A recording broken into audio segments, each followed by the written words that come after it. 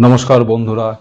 Cricket মানে শুধু একটা খেলা না, এটা একটা আবেগ। কিন্তু জানো কি, আজ যে ক্রিকেট আমরা দেখি স্টেডিয়ামে, চিয়ার, ছক্কা, বাউন্ডারি, এই ক্রিকেটের শুরু হয়েছিল ঠিক একদমই আলাদাভাবে। চলো আজ দেখে নি ক্রিকেটের জন্ম, তার বিবর্তনের গল্পটা। সব শুরু হয়েছিল 1600 শতকের ইংল্যান্ডে।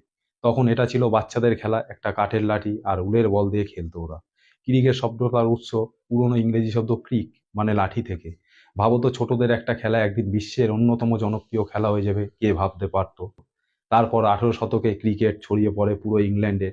রাজা রানী থেকে শুরু করে সাধারণ মানুষ সবাই মেতে উঠল ক্রিকেটে।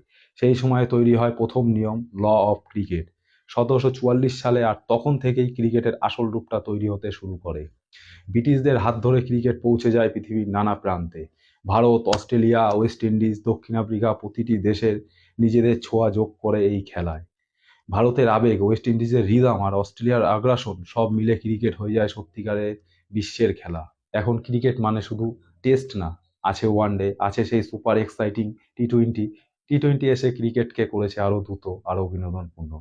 আজ ক্রিকেট শুধু একটা খেলা নয়, এটা একটা উৎসব, একটা আবেগ। তোমারও যদি ক্রিকেট ভালো লাগে তাহলে অবশ্যই ভিডিওতে একটা লাইক দাও, কমেন্টে জানাও তুমি কোন টিমের ফ্যান। আর হ্যাঁ, ফলো করতে একদম ভুলো না।